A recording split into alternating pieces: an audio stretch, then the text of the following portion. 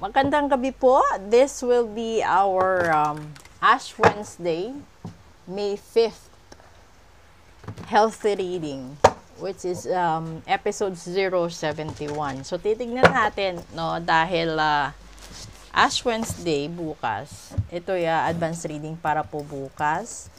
So, maraming salamat po sa nagparitual. Kuha muna tayo dito. This is the Ace of Pentacles. Open yourself for new opportunities and take an action. Okay. So, may mga oportunidad sa buhay, no? Ito yung mga bagong pagkakataon, bagong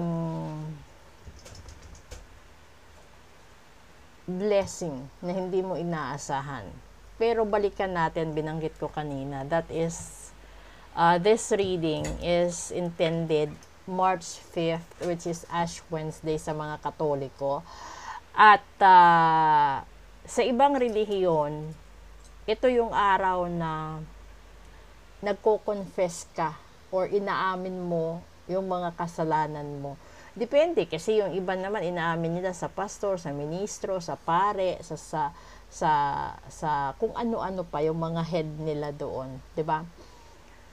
Pero ang sinasabi dito is Ace of a Pentacle. Ibig sabihin, opportunity na posible makakabawi ka sa finances mo, posible makakabawi ka sa negosyo mo, sa mga losses mo, pero kailangan mo munang i-confess yung mga pagkakamali mo. Alam nyo yung confession, hindi lahat ng mga tao ginagawa yan. Dahil magiging makasalanan ka pa rin sa mata ng Diyos kung hindi mo kayang aminin yung mga pagkakamali mo. Kasi alam nyo, di ba,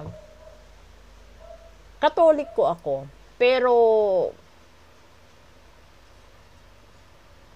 depende kasi sa paniniwala mo, no?